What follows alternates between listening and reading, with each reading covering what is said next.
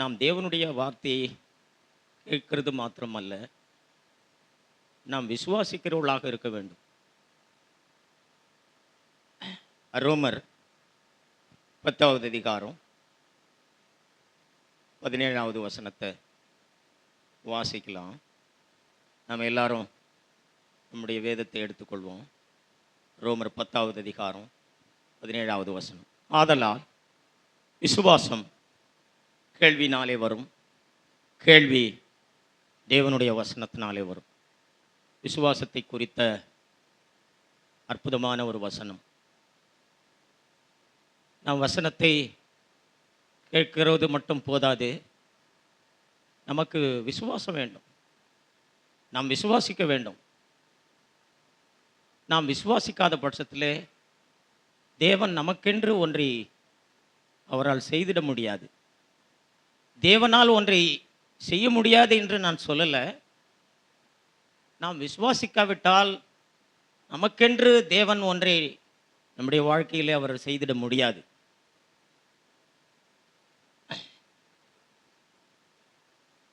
இந்த பூமியிலே ஆண்டவராகிய இயேசு கிறிஸ்து எதற்காக வந்தார்? இந்த பூமிக்கு ஏன் வந்தார் ஆண்டவர்? 1 தீமோத்தேயு 1வது அதிகாரம் 15வது வசனத்தை நான் வாசிக்கிறேன். 1 தீமோத்தேயு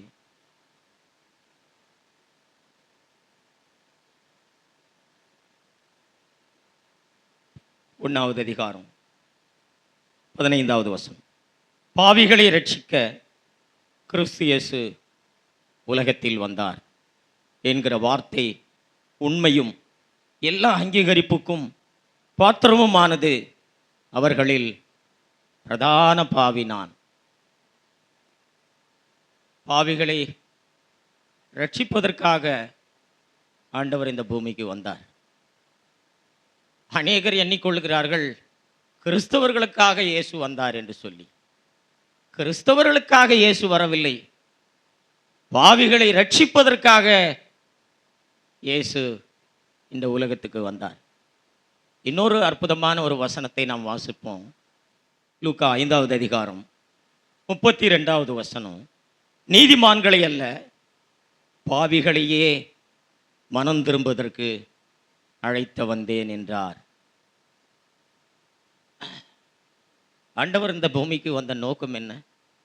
எதற்காக அவர் இந்த பூமிக்கு வந்தார்? எதற்காக அவர் சிலுவையில் மரித்தார்? தேவன் இந்த பூமிக்கு வந்த நோக்கம், பாவிகள் பாவத்தை விட்டு மனம் திரும்ப வேண்டும், பாவங்களிலிருந்து அவர்கள் ரட்சிக்கப்பட வேண்டும். இதற்காகத்தான் தேவன் இந்த பூமிக்கு வந்தார்.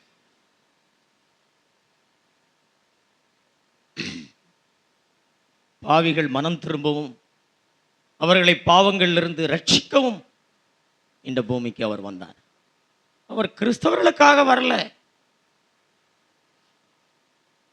அவர் கிறிஸ்தவர்களுக்காக வரல. பாவிகள் மனம் திரும்ப வேண்டும், அவர்களுடைய பாவங்களிலிருந்து அவர்களை ரட்சிக்க வேண்டும். இதற்காகத்தான் ஆண்டவர் இந்த பூமிக்கு வந்தார்.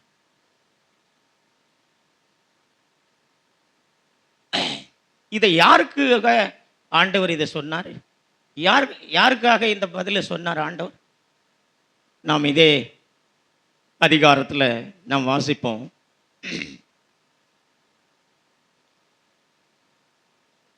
30வது வசனம். வேத பாரகரும் பரிசேயரும் அவருடைய சீஷருக்கு விரோதமாக முறுமுறுத்து, நீங்கள் ஆயக்காரரோடும் பாவிகளோடும் போஜனபானம் பண்ணுகிறது என்னவென்று கேட்டார்கள். அதற்கு தான் இயேசு இந்த பதிலை சொன்னார். 31வது வசனம். இயேசு அவர்களுக்கு பிரதியுத்தரமாக, பிணியாளிகளுக்கு வைத்தியன் வேண்டியதே அல்லாமல் சுகமுள்ளவர்களுக்கு வேண்டியதில்லை. 32வது வசனம். நீதிமான்களை அல்ல, பாவிகளையே மனம் திரும்புவதற்கு அழைக்க வந்தேன் என்றார். ஆண்டவரும் அவருடைய சீஷர்களும் ஆயக்காரர்களோடும் பாவிகளோடும் போஜனம் பண்ணி கொண்டு வந்தார்கள். இதை பார்த்த வேதபாரகரும் பரிசேயரும் நீங்கள் பாவிகளோடும் மாயக்காரர்களோடும் போஜனம் பண்ணுகிறீர்களே என்று சொல்லி கேட்டார்கள். அதற்கு தான் ஆண்டவர் இந்த பதிலை சொன்னார், நான் நீதிமான்களுக்காக வரல, பாவிகளை மனம் திரும்ப அழைக்க வந்தேன் என்று சொன்னார். ஆயக்காரர் யார்? பாவிகள் யார்? ஆயக்காரர்கள் என்பவர்கள் அநியாயமாய் ஜனங்களிடத்திலிருந்து வரி வசூல் செய்து கொள்ளையடிக்கிறவர்கள், பெரும் பணத்தை ஜனங்களிடத்திலிருந்து சம்பாதிக்கிறவர்கள், அநியாயமாய் பணத்தை சம்பாதிக்கிறவர்கள், டாக்ஸ் கலெக்டர்ஸ்.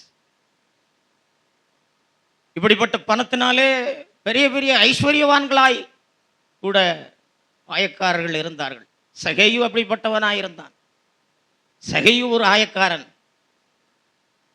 அவன் அநியாயமாய் ஜனங்களிடத்திலிருந்து வரியை வசூல் செய்து அதன் நிமித்தமாய் பெரிய வீட்டையும் வசதியான வாழ்க்கையும் அவன் பெற்றுக்கொண்டவனாக இருந்தான். பாவிகள் யார்? வெளிப்படையாக விபச்சாரம் செய்தவர்கள், வெளிப்படையாக வேசித்தனம் செய்தவர்கள்.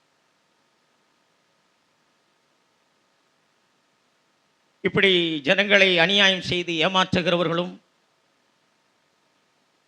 ஜனங்களுடைய பணத்தை கொள்ளையடிக்கிறவர்களும், அதன் நிமித்தமாக தாங்கள் ஒரு வசதியான வாழ்க்கையை பெற்றுக்கொண்டவர்களும், அதன் நிமித்தமாக தாங்கள் ஐஸ்வர்யவன்களாக மாறினவர்களும், விபச்சாரத்திலே ஈடுபட்டவர்களும், வேசித்தனம் செய்தவர்களும், இவர்களோடு இயேசு கிறிஸ்து போஜனம் பண்ணி கொண்டிருந்தார். வேத பாரகர்கள் யார்? பரிசேயர்கள் யார்? அவர்கள் இந்த ஆயக்காரரை போல, இந்த பாவிகளைப் போல வெளிப்படையாக அவர்கள் பாவம் செய்தவர்கள் அல்ல. வாரத்தில் 2 முறை உபவாசிக்கிறவர்கள், தங்களுடைய சம்பாதியத்தில் எல்லாவற்றிலேயும் தசம பாகங்களை கொடுக்கிறவர்கள். சம்பாதியம் மட்டும் இல்லை, தன்னுடைய தோட்டத்தில் விளைகிற பூண்டு, சீரகம், வெந்தயம், புதினா, கொத்தமல்லி, கருவேப்பிலை, இப்படிப்பட்ட எல்லாவற்றிலேயும் இவர்கள் தசம பாகங்களை கொடுக்கிறவர்களாக இருந்தார்.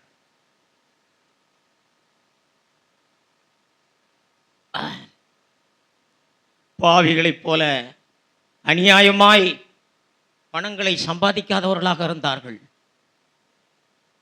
ஜனங்களிடத்திலிருந்து அவர்கள் கொள்ளையடிக்கிறவர்களைப் போல இல்லாதிருந்தார்கள். அவர்கள் விபச்சாரத்திலே ஈடுபடவில்லை, அவர்கள் வேசித்தனத்திலே ஈடுபடவில்லை, அவர்கள் வெளிப்புறத்திலே சுத்தமாக இருந்தார்கள்.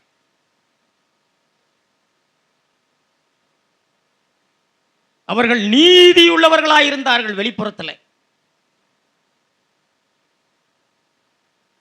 ஆகவே இவர்கள் தங்களுடைய கண்களிலே தங்களை நீதிமான்கள் என்று சொல்லி எண்ணிக்கொண்டிருந்தார்கள். ஆனால் உண்மையிலேயே அவர்கள் நீதிமான்கள் அல்ல. அவருடைய உள்ளத்திலே அசுத்தத்தினாலும், அக்கிரமத்தினாலும், பொருளாசையினாலும், பலவிதமான இச்சைகளினாலும் தங்களுடைய இருதயத்திலே அவர்கள் தோற்கடிக்கப்பட்டிருந்தார்கள்.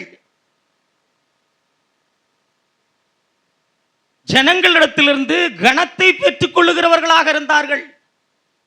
ஜனங்கள் தங்களை மதிக்க வேண்டும், தங்களுக்கு வந்தனம் செலுத்த வேண்டும், தாங்கள் பிரதானமான இடங்களிலே உட்கார வேண்டும், ஜனங்களுக்கு முன்பதாக தங்களை மேன்மையாக காட்டிக் கொடுத்தார்கள்.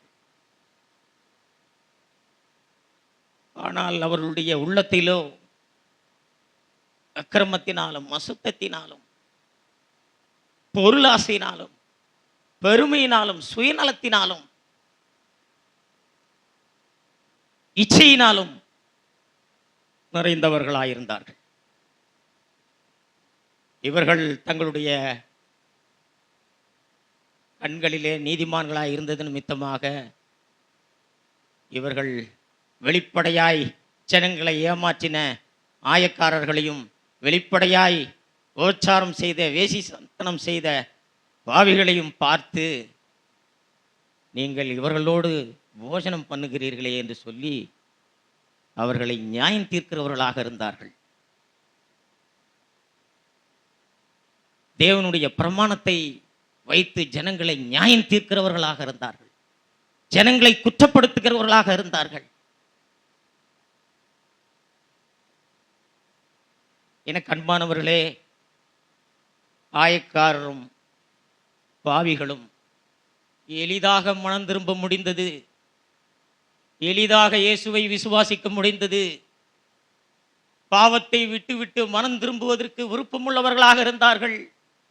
ஆண்டவர் அவர்களை மன்னித்தார்.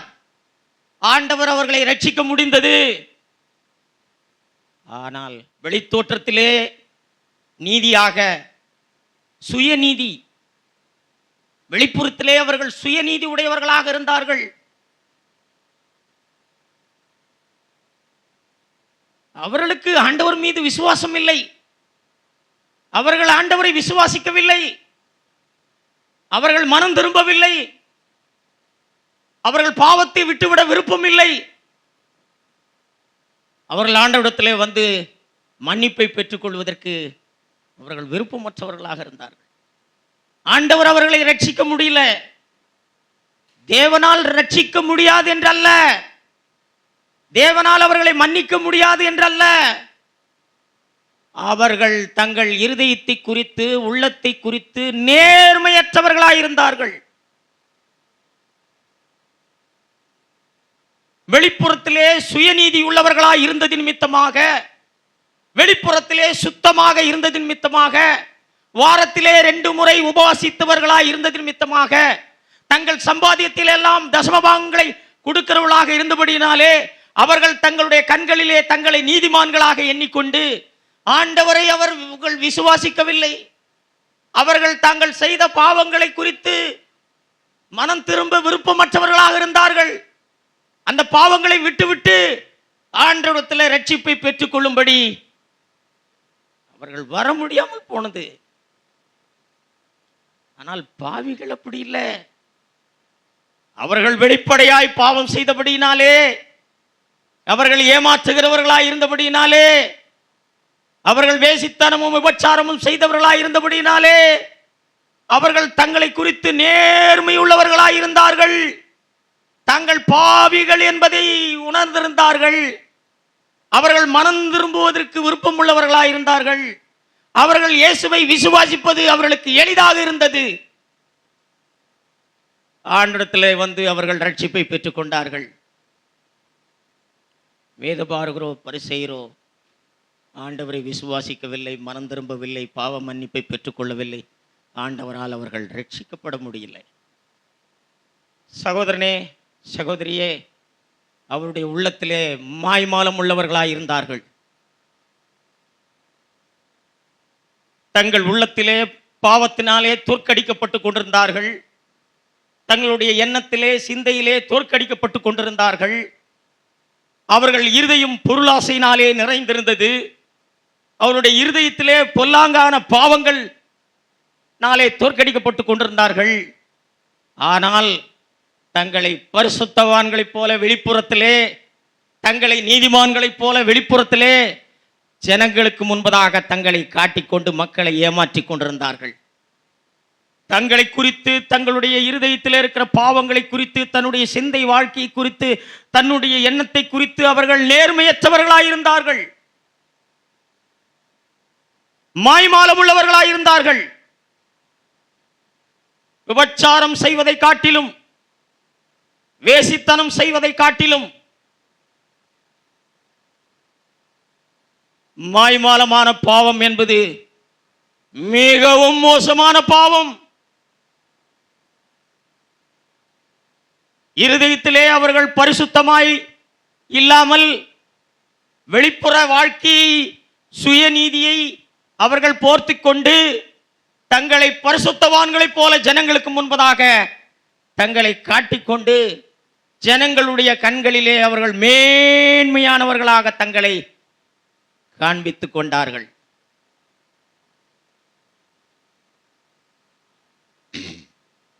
மாய்மாலம் மிகப்பெரிய பாவம் என்பதை கிறிஸ்தவர்கள் அறிந்து கொள்ளவில்லை. நம்மில் கிறிஸ்தவர்களான பல பேர் விபச்சாரத்தை காட்டிலும், வேசித்தனத்தை காட்டிலும், வெளிப்படையாய் மற்றவர்களிடத்திலிருந்து பணங்களை ஏமாற்றுகிறதை காட்டிலும்,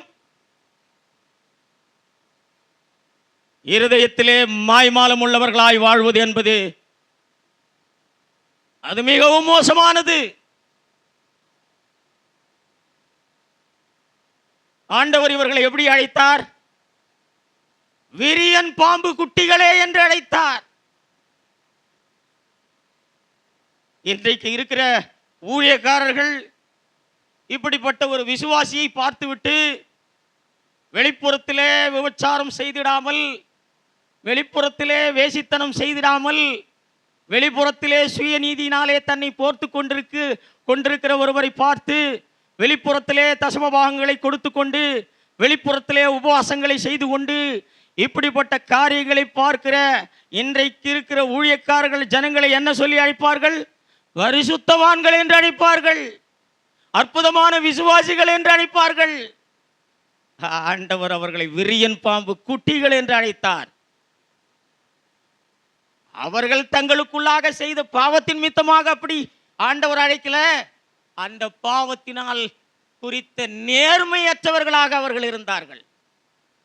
மாய்மாலம் உள்ளவர்களாக இருந்தபடியினாலே அவர்கள் தன்னுடைய இருதயத்தில் இருந்த பொருளாசையினாலேயோ, தங்களுடைய இருதயத்திலே இச்சித்து, தன்னுடைய கண்களினாலே இச்சித்து, தன்னுடைய இருதயத்திலே விபச்சாரம் செய்து கொண்டு, வெளிப்புறத்திலே உபவாசித்துக் கொண்டு, வெளிப்புறத்திலே தசமபாகம் கொடுத்து கொண்டு, இப்படிப்பட்ட ஜனங்களை ஆண்டவர் விரியன் பாம்பு குட்டிகளை என்று சொல்லி அழைத்தார்.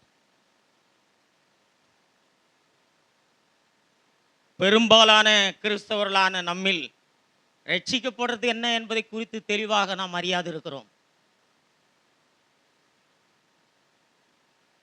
இயேசுவை ஏற்றுக்கொண்டாலே நாம் ரட்சிக்கப்பட்டு விட்டோம் என்று நாம் எண்ணிக்கொண்டிருக்கிறோம்.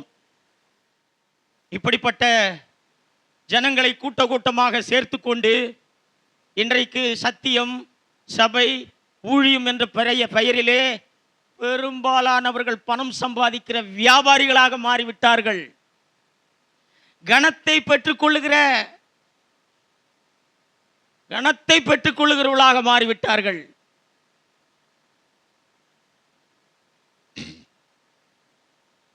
எனக்கு அன்பானவர்களே, மாய்மாலம் மிகவும் மோசமான பாவம். மாய்மாலத்திலிருந்து நாம் ரட்சிக்கப்படாமல் நம் இருதயத்தில் இருக்கிற பாவங்களிலிருந்து ஒன்று கூட நாம் ரட்சிக்கப்பட மாட்டோம். நம்முடைய சிந்தை வாழ்க்கை குறித்து, நம்முடைய இருதயத்தை குறித்து, நம்முடைய எண்ணங்களை குறித்து, நாம் தோற்கடிக்கப்படுகிற காரியங்களை குறித்து நாம் நேர்மையற்றவர்களாக இருப்போமானால், எத்தனை வருடம் நாம் சபையிலே உட்கார்ந்து கொண்டு எவ்வளவு ஆவிக்குரிய செய்திகளை நாம் கேட்டுக்கொண்டிருந்தாலும் நாம் விசுவாசிக்காதவர்கள். நாம் பாவத்திலிருந்து ஒரு காலம் ரட்சிப்பை நாம் பெற்றுக்கொள்ள மாட்டோம். அநேகர் வேத வசனங்களை தங்களுடைய மனதை பயன்படுத்தி அறிந்து கொண்டிருப்பதை, புரிந்து கொண்டிருப்பதை விசுவாசம் என்று சொல்லுகிறார்கள். பரிசேயர்கள் அப்படிதான். அவர்கள் பழைய ஏற்பாட்டில் உள்ள புத்தகங்கள் அனைத்தையும் வாசித்து அறிந்தவர்கள். இயேசு கிறிஸ்து இந்த பூமிக்கு வரப்போகிறார் என்பதை தீர்க்க தரிசனமான வசனங்களை வாசித்து அறிந்தவர்கள்.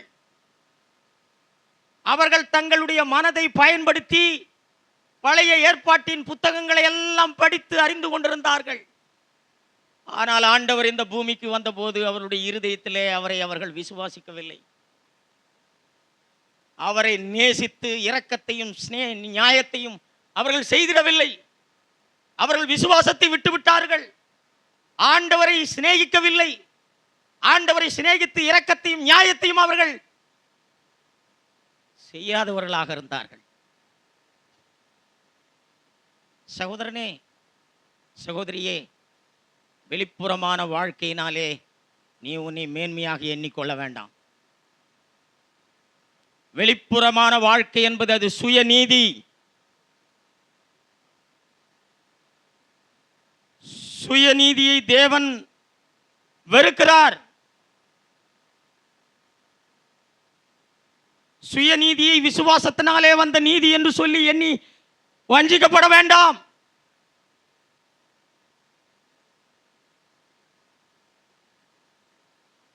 நம்முடைய இருதயத்திலே மாய்மாலமற்ற ஒரு வாழ்க்கை உள்ளவர்களாக நாம் இருக்க வேண்டும். நாம் பொருளாசை உள்ளவர்களாக இருந்தாலும் பரவாயில்லை, நேர்மையாய் ஆண்டவரிடத்திலே, ஆண்டவரே என்னுடைய இருதயத்திலே பொருளாசை உள்ளவனாய் இருக்கிறேன் என்று சொல்லும் பொழுது தேவன் நம்மை மெச்சிக்கொள்வார். தேவன் நம்மை அப்படிப்பட்ட பாவத்திலிருந்து நம்மை விடுதலையாக்குவார். ஆண்டவரே என்னுடைய எண்ணத்திலே, என்னுடைய சிந்தையிலே நான் இச்சையினாலே தோற்கடிக்கப்படுகிறேன். ஆண்டவரே, நேர்மையாய் ஆண்டவரிடத்திலே நாம் நம்முடைய சிந்தை வாழ்க்கை குறித்து ஒத்துக்கொள்வோமானால் நம்மை தேவன் எளிதாக அப்படிப்பட்ட பாவத்திலிருந்து நம்மை ரட்சித்திட முடியும். ரட்சிக்கப்படுவது என்றால் என்ன? என் கடந்த கால பாவங்களை நான் விட்டு விடுவதற்கு எனக்கு விருப்பம் இருக்க வேண்டும். பாவத்தை விட்டு மனம் திரும்பி ஆண்டவரிடத்திலே மன்னிப்பை பெற்றுக் கொள்வதுதான் ரட்சிக்கப்படுவதற்கான வழி.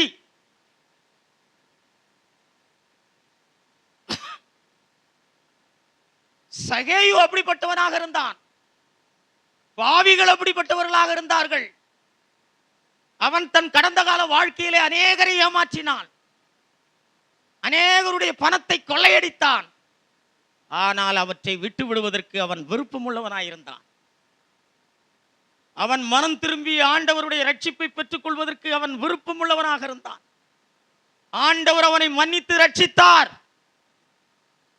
எனக்கு பாவத்தை விட்டுவிட விருப்பம் இருக்கிறது, நான் மனம் திரும்பி ரட்சிக்கப்படுகிறேன் என்று சொன்னால் அதனுடைய அடையாளம் என்ன? என் கடந்த கால வாழ்க்கையிலே நான் செய்த பாவங்களை குறித்து தேவனிடத்திலே நான் நேர்மையாய் அறிக்கை செய்து மனம் திரும்பி நான் பாவ மன்னிப்பை பெற்றுக் கொள்ள வேண்டும். ஒருவேளை பணங்களினாலே ஜனங்களை ஏமாற்றி, பண விஷயத்திலே ஜனங்களை ஏமாற்றி இருப்பேனானால் அதை நான் சரி செய்திட வேண்டும். இதுதான் நான் மனம் திரும்பி ரட்சிக்கப்படுவதற்கு நான் விருப்பமுள்ளவனாயிருக்கிறேன் என்பதற்கான அடையாளம். இப்படிப்பட்டவர்களை தான் தேவன் மன்னித்து ரட்சித்திட முடியும். கடந்த கால வாழ்க்கையில எவ்வளவு பேரை நாம் புண்படுத்தி இருக்கிறோம். கடந்த கால வாழ்க்கையிலே எவ்வளவு பேரோட நாம் சண்டை போட்டிருக்கிறோம். நமக்கு விரோதமாய் மற்றவர்கள் செய்த பாவங்களை நாம் எளிதாக மன்னித்து விட முடியும். ஆனால் நாம் மற்றவர்களுக்கு விரோதமாக செய்த பாவத்துக்காக அவரிடத்தில் மன்னிப்பை கேட்பது நமக்கு அவ்வளவு எளிதான காரியம் அல்ல. நாம் நம்மை தாழ்த்துவோமானால் நிச்சயமாக அப்படிப்பட்ட காரியங்களை செய்திடுவதற்கு தேவன் நமக்கு உதவி செய்திட முடியும். நாம் புண்படுத்தின ஜனங்களிடத்திலே நம்மால் மன்னிப்பு கேட்க முடியும். பண விஷயங்களிலே ஏமாற்றின ஜனங்களுக்கு பணத்தை நாம் திருப்பி தந்திடுவதற்கு தேவன் உதவி செய்திட முடியும். இதுதான் நான் பாவத்தை விட்டு மனம் திரும்புவதற்கு விருப்பமுள்ளவராக இருக்கிறேன் என்பதற்கான அடையாளம். இதுதான். இப்படிப்பட்டவர்கள் தான் தேவன் மன்னித்து ரட்சித்து ஆசீர்வதித்திட முடியும். ஒருவேளை நான் என்னுடைய இருதயத்தில் இருக்கிற பாவங்களை மேற்கொள்வதற்குரிய வல்லமை எனக்கு இல்லாமல் இருக்கலாம். நாம் பரிசுத்த ஆவியினாலே நிரப்பப்படும் போது மட்டுமே நாம் நம்முடைய இருதயத்திலே தோற்கடிக்கிற பாவங்களிலிருந்து நாம் விடுதலையாக்கப்பட முடியும். ஆனால் நம்முடைய இருதயத்தில் இருக்கிற பாவங்களிலிருந்து நம்மை விடுதலையாக்குவதல்ல தேவனுக்கு முதலாவது பிரதான நோக்கம்.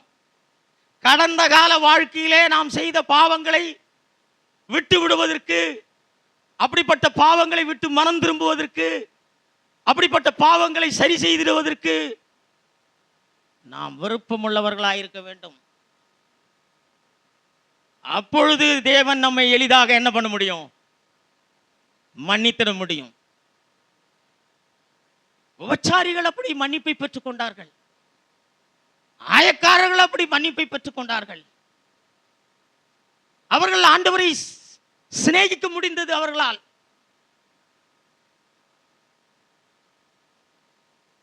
அவர்களை தேவன் எளிதாக ரட்சிக்க முடிந்தது. வேதபாரகரையும் பரிசேயரையும் தேவன் அப்படி ஆசீர்வதிக்க முடியல, ரட்சிக்க முடியல. இருதயத்தில் இருக்கிற பாவங்களிலிருந்து விடுதலையாக்க வேண்டும் என்று தேவன் விரும்பல. ஏன்னா அது பரிசுத்த ஆவியினாலே நிரப்பப்படும் பொழுது மாத்திரமே நாம் இருதயத்தில் இருக்கிற பாவங்களிலிருந்து நம்மால் விடுதலையாக்கப்பட முடியும். அதற்காகத்தான் இயேசு கிறிஸ்து, நான் போகிறேன், வேறொரு தேற்றளவாகிய பரிசுத்த ஆவியானவரை நான் உங்களுக்கு அனுப்புகிறேன், அவர் உங்களுக்குள்ளாக வந்து உங்களுக்குள் வாசம் செய்து உங்களுக்கு உதவி செய்திடுவார் என்று சொன்னார். நாம் நம்முடைய இருதயத்தில் இருக்கிற இச்சையிலிருந்தும், பொருளாசையிலிருந்தும், பெருமையிலிருந்தும், அசுத்தத்திலிருந்தும் நாம் விடுதலையாக்கப்படுவதல்ல பிரதானமான காரியம். முதலாவது நாம் கடந்த கால வாழ்க்கையிலே செய்த பாவங்களை விட்டு மனம் திரும்புவதற்கு, அவைகளை சரி செய்வதற்கு நாம் விருப்பமுள்ளவர்களாக இருக்க வேண்டும். இதுதான் ரட்சிப்பினுடைய ஆரம்ப பகுதி. இதைத்தான் பாவிகளும் மாயக்காரர்களும் பெற்றுக்கொண்டார்கள். என அன்பானவர்களே, தேவன் வெறுமனுமே மன்னித்து நம்மை விட்டு விடுவதில்லை. நம்முடைய பாவங்களுக்காக நாம் மனம் வருந்தி ஆண்டவரிடத்திலே மன்னிப்பை கேட்கும் பொழுது ஆண்டவர் வெறுமனமே நம்மை மன்னித்து விட்டு விடுவதில்லை. அவர் நம்மை பாவத்திலிருந்து விடுதலையாக்குவதற்கும் அவர் வல்லமையுள்ளவராய் இருக்கிறார். அவர் சர்வ வல்லமையுள்ளவர். அவரால் கூடாத காரியம் ஒன்றுமில்லை. ஆனால் நாம் விசுவாசிக்காத பட்சத்திலே தேவன் அதை செய்திட மாட்டார். ஆண்டவரே, நீர் என்னை மன்னித்து விட்டீர், ஆண்டவரே நீர் என்னை ஏற்றுக்கொண்டீர், ஆண்டவரே நான் உம்முடைய பிள்ளையாகிவிட்டேன், அதோடு நாம் திருப்திப்படக்கூடாது. நம்முடைய உள்ளான வாழ்க்கையை குறித்து நாம் நேர்மையுள்ளவர்களாக இருக்க வேண்டும். ஆண்டவரே நான் தோற்கடிக்கப்படுகிறேன், ஆண்டவரே எனக்கு வல்லமை இல்லை, ஆண்டவரே எனக்கு பலன் இல்லை, ஆண்டவரே என்னுடைய மாம்ச சக்தியினாலே என்னால் இவற்றை மேற்கொள்ள முடியவில்லை, எனக்கு வல்லமையை தாரும் ஆண்டவரே, எனக்கு கிருபையை தாரும் ஆண்டவரே. யார் வாஞ்சையோடு ஆண்டவரை தேடுகிறோமோ, எவ்வளவு வாஞ்சையோடு நாம் தேடுகிறோமோ அவ்வளவு சீக்கிரமாக தேவன் நம்முடைய இருதயத்தில் இருக்கிற பாவங்கள் இருந்தெல்லாம் தேவன் நம்மை ரட்சித்து விடுவதற்கு அவர் ஆர்வம் உள்ளவராக இருக்கிறார். இன்றைக்கு ரட்சிப்பு என்று சொன்னால் இயேசுவை நீ ஏற்றுக்கொண்டிருக்கிறாயா, நீ ரட்சிக்கப்பட்டு விட்டாய். இது ஒரு வஞ்சனை. சத்தியத்தை இவர்கள் அறியாதிருக்கிறார்கள். வேதபாரர்களைப் போல இவர்கள் வேதத்தை தங்களுடைய மனதை பயன்படுத்தி அறிந்து புரிந்து வைத்துக் கொண்டிருக்கிறார்கள். இவருடைய இருதயத்திலே விசுவாசம் இல்லை. இவர்கள் தேவனை சிநேகித்து இரக்கத்தையும் நியாயத்தையும் செய்வதில்லை. தங்களை மேன்மையாக எண்ணிக்கொண்டிருக்கிறார்கள். சகோதரனே, நாம் பரிசேயர்களாயிருப்போம், நாம் வேதபாரர்களாயிருப்போம். வேதத்தின் காரியங்களை எல்லாம், கோட்பாடுகளை எல்லாம் என்னுடைய மனதிலே நான் புரிந்து அறிந்து வைத்துக் கொண்டிருப்பேன். ஆனால் என்னுடைய இருதயத்திலே விசுவாசம் இருக்காது. எனக்கு அன்பான சகோதரனே, சகோதரியே, தேவனுடைய வசனத்தை கேட்கிறவர்களாக மாத்திரமே நாம் இருப்போமானால் இப்படிப்பட்ட மேன்மையான வாழ்க்கையை நம்மால் அனுபவிக்க முடியாது. நாம் விசுவாசிக்க வேண்டும், நாம் விசுவாசிக்க வேண்டும். ஆண்டவரே, நீர் என்னை நேசிக்கிறீர், நீர் என்னை மன்னிப்பதற்கு ஆயத்தமாயிருக்கிறீர், என் கடந்த கால பாவத்தை நான் விட்டு விடுகிறேன் ஆண்டவரே, நான் அவற்றை விட்டு மனம் திரும்பி ஆண்டவரே உம்மிடத்திலே நான் ரட்சிக்கப்பட நான் வருகிறேன் ஆண்டவரே, என்னை ரட்சித்து விடும் ஆண்டவரே. தேவன் நம்மை மன்னித்து ரட்சித்து விடுவார்.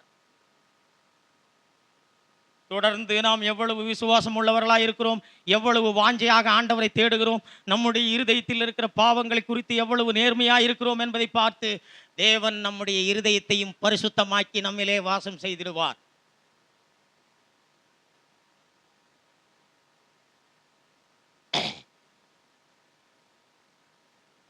எனக்கு அன்பானவர்களே, மாய்மாலமான பாவத்தை நீங்கள் எளிதாக எடுத்துக்கொள்ள வேண்டாம். நான் விபச்சாரம் செய்யல, நான் வேசித்தனம் பண்ணல, நான் வெளிப்படையாக ஒரு நீதியுள்ளவனாய் இருக்கிறேன், வெளியிலே யாரையும் நான் ஏமாற்றவில்லை என்று சொல்லி உன் இருதயத்திலே நீ ஆண்டவரை ஏமாற்றி கொண்டிருக்கிறாய். உன்னுடைய எண்ணத்திலே நீ ஆண்டவரை ஏமாற்றி கொண்டிருக்கிறாய். நீ தேவனை ஏமாற்ற முடியாது. ஆனால் தேவன் உன்னை பாவங்களிலிருந்து ரட்சித்திட அவர் உனக்கு உதவி செய்திட முடியாது. தேவன் உன்னை குற்றப்படுத்தல. பரிசேயர்கள் குற்றப்படுத்தினார்கள், வேதபாரர்கள் குற்றப்படுத்தினார்கள். தேவன் உன்னை குற்றப்படுத்த மாட்டார். நீ எப்படிப்பட்ட பாவங்களை செய்தவனாயிருந்தாலும் தேவன் உன்னை நேசிக்கிறார். நீ எப்படிப்பட்ட பாவத்தினாலே தோற்கடிக்கப்பட்டவனாயிருந்தாலும் தேவன் உன்னை நேசிக்கிறார். நீ எவ்வளவு பணாசி உள்ளவனாயிருந்தாலும் தேவன் உன்னை நேசிக்கிறார். ஆனால் நீ உண்மை உள்ளவனாயிருந்து மனம் திரும்புவதற்கு உனக்கு விருப்பம் இல்லாதிருந்தால் தேவன் தன்னுடைய வல்லமையை உன்னிடத்திலே அவர் காண்பிக்க மாட்டார். தேவனுடைய வல்லமையை உன்னால் அனுபவிக்க முடியாது.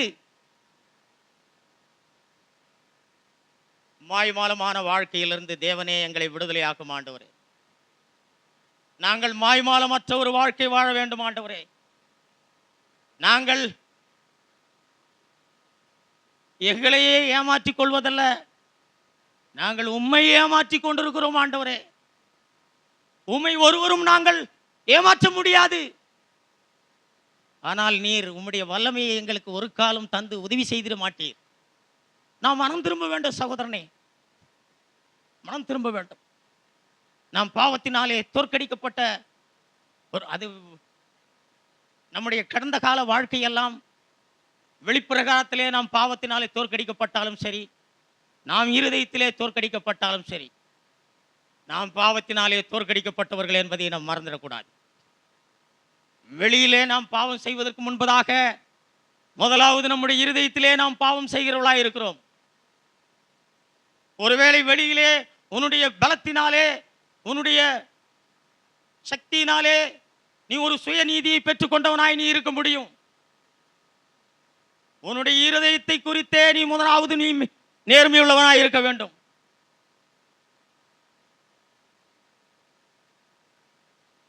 அப்படியானால் தேவன் நம்மை மன்னிப்பது மட்டுமல்ல, பாவத்திலிருந்து தேவன் நம்மை ரட்சித்திட முடியும். ரட்சிப்பு என்று சொன்னால் முதலாவது என் கடந்த கால வாழ்க்கையில் செய்த பாவங்களை விட்டு நான் மனம் திரும்புவதற்கு விருப்பம் உள்ளவனாக தேவனிடத்திலே வந்து நான் மன்னிப்பை பெற்றுக்கொள்வது. தேவனுக்கு விரோதமாய் செய்த பாவங்களை தேவனிடத்திலே நான் அறிக்கை செய்து சரி செய்திடுவது. மனுஷர்களுக்கு விரோதமாய் செய்த பாவத்தை நான் சரி செய்திடுவது. இதுதான் நான் ரட்சிக்கப்பட்டிருக்கிறேன், நான் மனம் திரும்பி இருக்கிறேன், நான் பாவத்தை விட்டுவிட விருப்பம் உள்ளவனாக இருக்கிறேன் என்பதற்கான பிரதான அடையாளம் இதுதான். தொடர்ந்து தேவன் நம்மை அப்படியே விட்டுவிட மாட்டார். நம்முடைய இருதயத்திலே தோற்கடிக்கப்படுகிற பாவத்தின் வல்லமையிலிருந்து தேவன் நம்மை விடுதலை ஆக்குவார். பரிசுத்த வல்லமையினாலே நம்மை நிரப்பிடுவார். நாம் அவரை தேட தேட தேட நாம் எவ்வளவு சீரியஸாக தீவிரமாக நாம் அவருடைய வல்லமைக்காக அவருடைய கிருபைக்காக நாம் தேடுகிறோமோ அவ்வளவு சீக்கிரமாக தேவன் நம்மை பாவத்திலிருந்து வெற்றி அடையும்படியாய் தேவன் நமக்கு உதவி செய்வார். பாவத்தை நாம் மேற்கொள்ளுவோம். இப்படிப்பட்ட காரியங்களுக்கெல்லாம் பிரதானமானது மாய்மாலத்திலிருந்து நீ விடுதலையாக்கப்பட்டவனாக நீ இருக்க வேண்டும். உன்னை குறித்து நீ பரிசுத்தவான் என்று சொல்லி நீ உன்னை நேர்மையற்றவனாக இருப்பாயானால் எத்தனை வருடங்களானாலும் தேவன் உன்னை பாவங்களிலிருந்து விடுதலையாக்க மாட்டார். ஒருவேளை நீ ஆசீர்வதிக்கப்பட்டிருக்கலாம் பூமிக்குரிய விதங்களிலே, ஒருவேளை நல்ல வேலை உனக்கு இருக்கலாம், பெரிய வீடு உனக்கு இருக்கலாம், கார் இருக்கலாம், பங்களா இருக்கலாம், ஒருவேளை பெரிய பெரிய ஊழியங்களை கூட செய்யக்கூடியவர்களாய் நாம் இருக்கலாம். ஜனங்களிடத்திலிருந்து அதிகமான பணங்களை குழிக்கிற ஒரு சபையாக கூட நாம் இருக்கலாம். தேவனை நாம் ஒரு காலம் ஏமாற்ற முடியாது. சகோதரனே, நாம் பரிசேயர்களாக வேதபாரர்களாக நாம் இருப்பது என்பது அது வஞ்சனையானது. நாம் மாய்மாலத்திலிருந்து விடுதலையாக்கப்பட வேண்டும். நான் பாவி என்பதை தவிர எனக்கு எந்த விதமான தகுதியும் எனக்கு இல்லை. நான் யாரிடத்திலேயும் கனத்தை பெற்றுக் கொள்வதற்கு நான் தகுதியற்றவன்.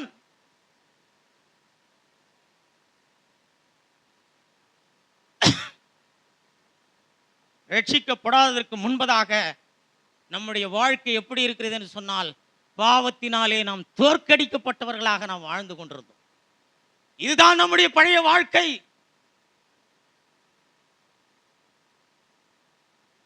ஆனால் நம்முடைய பாவங்களை நேர்மையாய் விட்டு விடுவதற்கு மனம் திரும்பி ஆண்டவரிடத்திலே வரும்பொழுது தேவன் நம்மை மன்னித்து ரட்சித்து அவருடைய பிள்ளையாய் நம்மை ஏற்றுக்கொள்கிறார். தேவன் நம்மை நேசிக்கிறவர். அவர் பாவிகளை ரட்சிக்க இந்த பூமிக்கு வந்தார். தன்னுடைய சிலுவை மரணத்தினாலே பாவிகளை எவ்வளவாய் நேசிக்கிறார் என்பதை அவர் காண்பித்தார். நாம் வாய்மாலம் உள்ளவர்களாய் இருந்தால், நீ சபைக்கு வருவ சகோதரனே, நீ வாரத்தில் 2 முறை உபவாசிப்பாய், நீ தசம பாகங்களை எல்லாம் கொடுப்பாய், நீ விபச்சாரம் செய்யாதவனாக இருப்பாய், நீ வேசித்தனம் செய்யாதவனாக இருப்பாய், நீ வெளிப்புறத்திலே ஒரு சுயநீதி உடையவனாக இருப்பாய். ஆனால் உன் அந்தரங்க வாழ்க்கையிலேயோ உனக்கு சமாதானம் இருக்காது. சண்டை, உன் வாழ்க்கையிலே நீ சண்டை உள்ளவனாய், சண்டை போடுகிறவனாய், உன் வாழ்க்கையிலே நீ கோபக்காரனாய், உன் வாழ்க்கையிலே நீ இச்சிக்கிறவனாய், உன் வாழ்க்கையிலே நீ பொருளாசை உள்ளவனாய் நான் வாழ்ந்து கொண்டிருப்போம். தேவனால் இவைகளிலிருந்து நம்மை ரட்சித்திட முடியாதா? நம்முடைய கோபத்திலிருந்து தேவன் நம்மை ரட்சித்திட முடியாதா? சண்டை போடுகிற காரியங்களிலிருந்து தேவன் நம்மை ரட்சித்திட முடியாதா? பொருளாசையிலிருந்து தேவன் நம்மை ரட்சித்திட முடியாதா? பண ஆசையிலிருந்து தேவன் நம்மை ரட்சித்திட முடியாதா? பெரும்பாலான விசுவாசிகள் என்று சொல்லுகிறவர்கள் அவர்கள் உண்மையாய் மனம் திரும்பாதவர்கள். தேவன் எனக்கு சுகத்தை கொடுத்தார் என்று சொல்ல முடிகிறது, தேவன் எனக்கு பணத்தை கொடுத்தார் என்று சொல்ல முடிகிறது, தேவன் என்னுடைய பூமிக்குரிய வாழ்க்கையில அற்புதங்களை செய்தார் என்று சொல்ல முடிகிறது. ஆனால் பண ஆசையிலிருந்து தேவன் என்னை விடுதலையாக்கினார் என்று சொல்லிட முடியவில்லை. மனுஷருடைய கனத்தை தேடுகிறதிலிருந்து தேவன் என்னை ரட்சித்தார் என்று சொல்லுகிறதில்லை, சொல்ல முடியல. கோபத்திலிருந்து தேவன் என்னை ரட்சித்தார் என்று சொல்ல முடியல. சுயநலமான வாழ்க்கையிலிருந்து தேவன் என்னை ரட்சித்தார் என்று சொல்ல முடியல. வஞ்சனை, வஞ்சிக்கப்படுகிறோம். வேணா சகோதரனே, அதிகமான வருஷங்களை நாம் ஆண்டவரை ஏமாற்றி விட்டோம். ஏராளமான வருஷங்கள் நாம் தேவனை ஏமாற்றி விட்டோம்.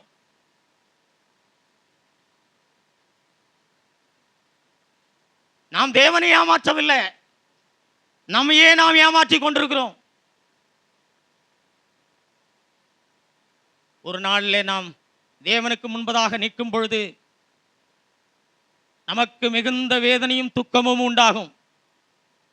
வேண்டாம், தேவன் கொடுக்கிற இந்த நாட்களிலேயே நாம் மனம் திரும்புவோம். தேவன் நம்மை நேசிக்கிறார். அவரிடத்திலே வருவதற்கு நீ தயங்க வேண்டாம்.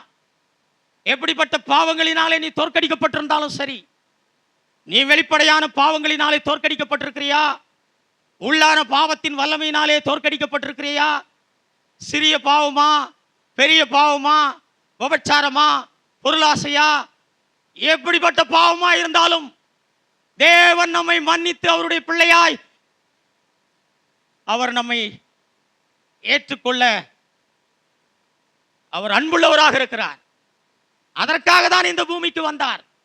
பாவிகளை ரட்சிக்க இந்த பூமிக்கு வந்தார். பாவிகளை மனம் திரும்ப அழைக்க இந்த பூமிக்கு வந்தார்.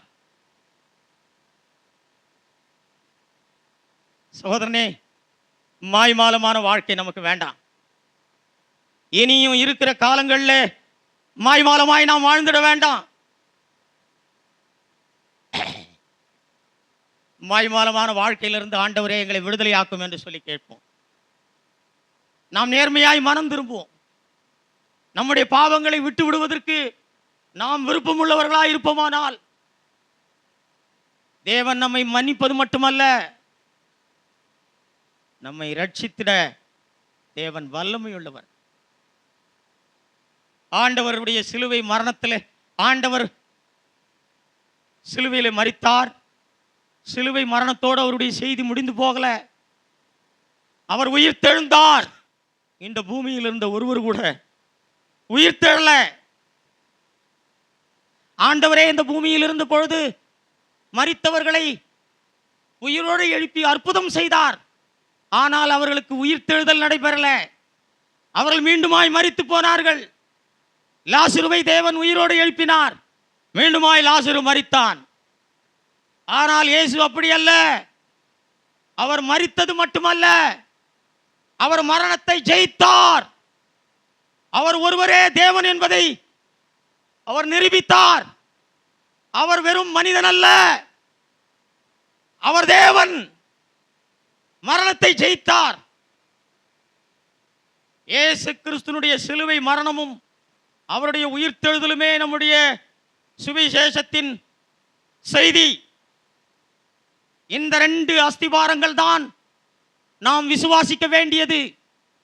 இயேசு கிறிஸ்து சிலுவையிலே மரித்தது, அவர் பாவியாகிய என்னை நேசிக்கிறார்.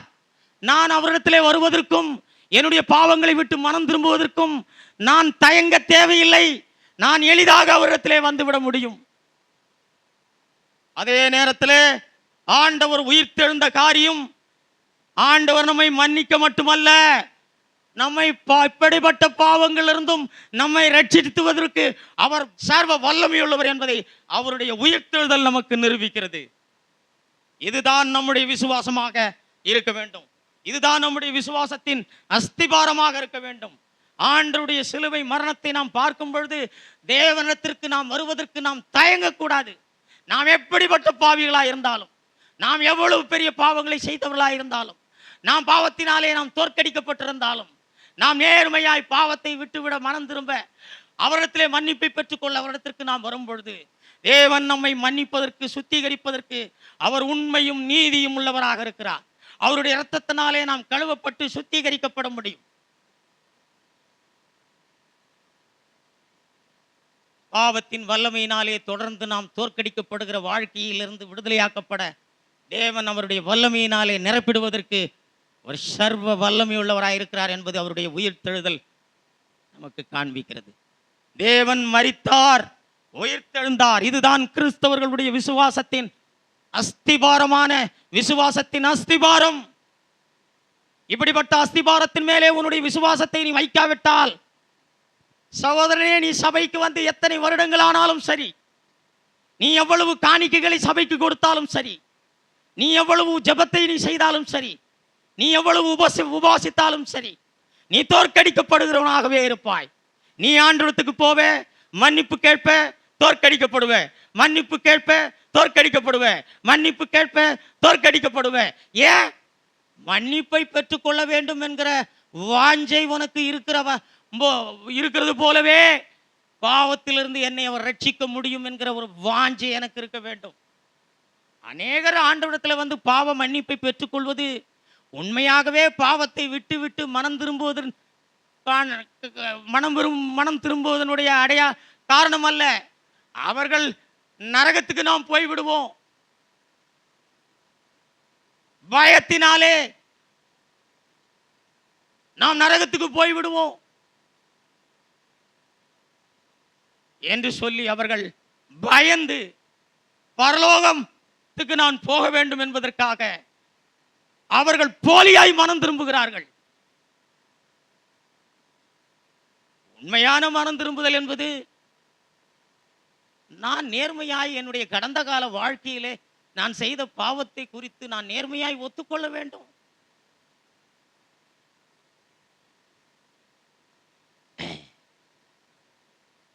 நேர்மையுள்ளவர்களை மட்டுமே தேவன் ஆசீர்வதித்திட முடியும். ஆண்டவர் ஒரு அற்புதமான வசனத்தை சொன்னார். மத்தேயு 21வது அதிகாரம் 8 நான் வாசிக்கிறேன். ஆயினும் உங்களுக்கு எப்படி தோன்றுகிறது, ஒரு மனுஷனுக்கு 2 குமாரர்கள் இருந்தார்கள். மூத்தவனிடத்தில் அவன் வந்து, மகனே, நீ போய் இன்றைக்கு என் திராட்சை தோட்டத்திலே வேலை செய் என்றான். அதற்கு அவன் மாட்டேன் என்றான். ஆகிலும் பின்பு அவன் மனஸ்தாபப்பட்டு போனான். 30வது வசனம். இளையவனிடத்திலும் அவன் வந்து அப்படியே சொன்னான். அதற்கு அவன், போகிறேன் ஐயா என்று சொல்லியும் போகவில்லை. இவ்விருவரில் எவன் தகப்பனுடைய சித்தத்தின்படி செய்தவன் என்று கேட்டார். அதற்கு அவர்கள், மூத்தவன் தான் என்றார்கள். அப்பொழுது இயேசு அவர்களை நோக்கி, ஆயக்காரரும் வேசிகளும் உங்களுக்கு முன்னே தேவனுடைய ராஜ்யத்தில் பிரவேசிக்கிறார்கள் என்று மெய்யாகவே உங்களுக்கு சொல்லுகிறேன் என்றார். இங்கே ஒரு மனுஷனுக்கு 2 குமாரன் என்று சொன்னாரே, யாரை அவர் குறிப்பிட்டு சொன்னார்? ஒரு குமாரன் வேதபாரகரும் பரிசேயரும், இன்னொரு குமாரன் ஆயக்காரரும் பாவிகளும். ஒரு குமாரன் என்ன சொன்னானா? நான் போறேன்னு சொன்னான். ஆனா போல. ஆனா கொஞ்ச நேரம் கழிச்சு அவன் தன் சொன்னதை குறித்து அவன் மனஸ்தாபப்பட்டான். அவன் நேர்மையா வந்து, நான் போறேன்னு சொன்னேன், ஆனா நான் போல அப்படின்னு சொல்லி நேர்மையாய் தன்னுடைய அந்த மனுஷனிடத்திலே வந்து சொன்னான். ஆனால் ஒருவன் இருந்தான். அவன் என்ன சொன்னான்? போகிறேன்னு சொன்னான். ஆனா என்ன பண்ணல? போகல. அப்படின்னா என்ன அர்த்தம்? அவர்கள் நேர்மையா இல்ல. அவன் நேர்மையா இல்ல. அவன் அதை குறித்து மனஸ்தாபப்படல. ஒருவன் மனஸ்தாபப்பட்டான், ஒருவன் மனஸ்தாபப்படல. ஒருவன் நேர்மையா இருந்தான், ஒருவன் நேர்மையா இல்ல.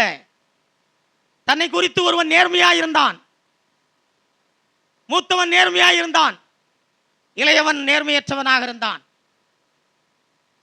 இங்கே யாருக்காக இதை சொன்னார்? வேத பாரகரும் பரிசேயரும் மனஸ்தாபப்படவில்லை தங்களுடைய பாவங்களை குறித்து. அவர்கள் மனம் திரும்பவில்லை தங்களுடைய பாவத்தை விட்டு விடுவதற்கு. ஆயக்காரரும் வேசிகளும் நம்முடைய பாவங்களை விட்டு விடுவதற்கும் மனம் திரும்புவதற்கும் ஆண்டவரால் ரட்சிப்பை பெற்றுக் கொள்வதற்கும் விருப்பமுள்ளவர்களாயிருந்த நேர்மையுள்ளவர்களாயிருந்தார். ஆகவே தான் ஆண்டவர் சொன்னார், ஆயக்காரரும் வேசிகளும் தேவனுடைய ராஜ்யத்திலே. சகோதரனே, நீ நேர்மையா இருக்கணும். தேவனுடைய ராஜ்யத்திலே பிரவேசிப்பதற்கான தகுதியை தேவன் இந்த இடத்துல சொல்லியிருக்கிறார். நான் உங்களுக்கு சொல்லட்டுமா? நீங்க உபவாசித்துட்டு தசம பாகம் கொடுத்துட்டு சபைக்கு வந்து வெளிப்புறத்திலே நல்ல வெண்வஸ்திரங்களை எல்லாம் தரித்து கொண்டு வெளிப்புறத்திலே நல்ல நீதியாக சுத்தமாக இருந்து கொண்டு முடிவிலே நீங்கள் நரகத்துக்கு போவீர்கள். ஏன்? நீங்கள் உங்களை குறித்து நேர்மையற்றவர்களாக இருந்தீர்கள். ஆனால் நாம் பாவத்தினாலே தோற்கடிக்கப்பட்டு, ஆண்டவரே என் பாவங்களை விட்டு விடுவதற்கு நான் விருப்பமுள்ளவராயிருக்கிறேன் ஆண்டவரே என்று சொல்லி மனஸ்தாபப்பட்டு நாம் மனம் திரும்பி ஆண்டவரத்திலே உண்மையாய் நாம் பாவ மன்னிப்பை பெற்றுக்கொள்வதற்கு நாம் வருவோமானால் தேவன் நம்மை மன்னித்து விடுவார். ஒருவேளை பாவத்தை ஜெயிப்பதற்கு பல ஆண்டுகள் ஆகலாம். ஒருவேளை நாம் அதற்கு காலங்கள் ஆகலாம். உடனே ஒருவேளை என்னால் இச்சையை மேற்கொண்டு விடுவது எளிதானதாக இல்லாமல் இருக்கலாம். ஆனால் நான் நேர்மையுள்ளவனாக இருக்க வேண்டும். நான் அதற்காக தேவனை விசுவாசிப்பதற்கு நான் விருப்பமுள்ளவனாக இருக்கிறோம். தேவனே, உம்மால் கூடும், உம்மால் கூடாதது ஒன்றுமில்லை. நீர் மரணத்தை ஜெயித்தவர், நீர் சர்வ வல்லமையுள்ளவர். நீர் என்னுடைய ஈச்சையிலிருந்தும் என்னுடைய பொருளாசையிலிருந்தும் என்னுடைய உள்ளான பாவங்களிலிருந்தும் என்னுடைய உள்ளான பாவத்தின் வல்லமையிலிருந்தும் என்னை உம்மால் விடுதலையாக்கிட முடியும் என்று சொல்லி நீங்கள் எவ்வளவு நேர்மையாய் இருக்கிறீர்களோ, எவ்வளவு ஆழமாய் உங்களுடைய மனம் திரும்புதல் இருக்கிறதோ, தேவன் நம்மை மன்னித்து விட்டுவிட மாட்டார். நம்மை பாவங்கள் இருந்தெல்லாம் நம்மை ரட்சித்து விடுவார். இப்படிப்பட்ட அற்புதமான வாழ்க்கையை கிறிஸ்தவர்கள் அனுபவிக்காதிருக்கிறார்கள். நாங்கள் அநேகர் இன்றைக்கு ஜனங்களை பாவிகளை பரிசுத்தமாக்குகிற பணியிலே ஈடுபட்டிருக்கிற ஏராளமானவர்கள் பாவிகளை பரிசுத்தமாக்குவதற்கான வழியிலே அவர்களை வழிநடத்தல, அவர்களை பரிசேயராக்கி கொண்டிருக்கிறார்கள், அவர்களை வேத பாரகராக்கி கொண்டிருக்கிறார்கள். அவர்களுடைய இருதயத்திலே விசுவாசம் இல்லை. அவர்கள் தேவனை சிநேகித்து இரக்கத்தையும் நீதியையும் செய்கிறவர்களாக இல்லை. அவர்கள் சுய நீதியை உடையவர்களாக வாஞ்சிக்கப்படுகிறார்கள். வேண்டாம். எவ்வளோ காலங்கள் நம்மை ஏமாற்றி கொண்டு தேவனை ஏமாற்றுவதாக எண்ணிக்கொண்டு நாம் ஏமாற்றி கொண்டிருக்கிறோம். நாம் மனம் திரும்புவோம். ஆண்டவர் நம்மை மன்னித்து நம்மை எல்லா பாவங்களிலிருந்தும் ரட்சிக்கும்படியான அற்புதமான வாழ்க்கையை தேவன் நமக்கு தருவார். தேவன் சர்வ வல்லமையுள்ளவர் என்பதை அறிக்கை செய்யுங்க. ஆண்டவரே, உம்மால கூடாதது ஒன்றுமில்லை என்று சொல்லி அறிக்கை செய்யுங்க. ஆண்டவரே, உம்மால் முடியும் என்று சொல்லி விசுவாசிங்க. ஆண்டவரே, என்னால் முடியாது என்று சொல்லுங்க. ஆண்டவரே, என்னுடைய பலத்தினால் முடியாது என்று சொல்லுங்க. ஆண்டவரே, என்னுடைய பராக்கிரமத்தினால் முடியாது என்று சொல்லுங்க. ஆண்டவரே, உம்முடைய ஆவியினால் ஆகும் என்று சொல்லுங்க. தேவன் அதை செய்திடுவார். நீங்கள் ஒன்றும் செய்ய வேண்டாம். நீங்கள் எதுவும் செய்ய வேண்டாம். நீங்கள் நேர்மையாக இருக்க வேண்டும். தேவன் அதை செய்திடுவார். கர்த்தர் உங்களை ஆசீர்வதிப்பாராக. ஆமென்.